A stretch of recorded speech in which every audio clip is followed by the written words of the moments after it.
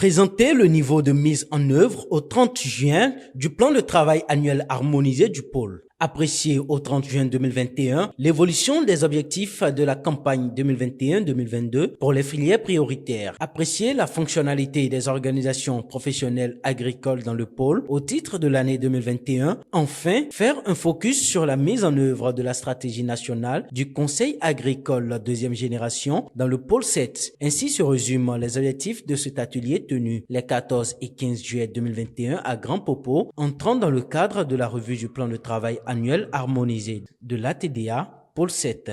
Il me plaît de vous rappeler qu'en février 2021, l'Agence territoriale de développement agricole du pôle 7 s'était dotée d'un plan de travail annuel harmonisé, lequel plan est la compilation des activités des différents acteurs du secteur agricole intervenant dans le pôle, à savoir les structures étatiques, les projets, programmes, les acteurs non étatiques que sont les ONG, les organisations professionnelles agricoles et les organisations d'interprofession.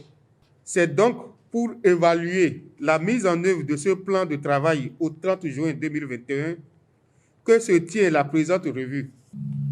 Le processus d'évaluation et d'orientation des activités programmées pour une action concourant au développement des filières ne peut se faire, vous en conviendrez avec moi, sans l'adhésion de tous les acteurs concernés et sans leur participation active.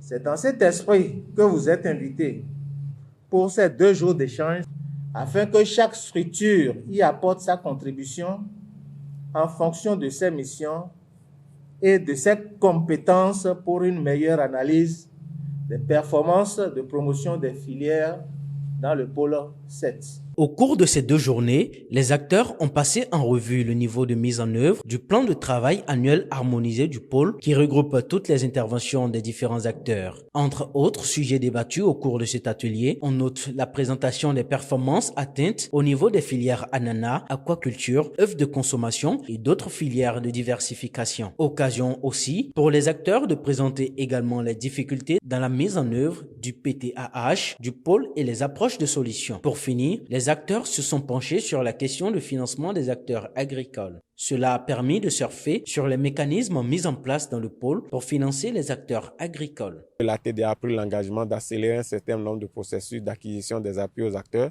pour permettre quand même que les appuis délibérément optés soient quand même mis en place pour accompagner les producteurs.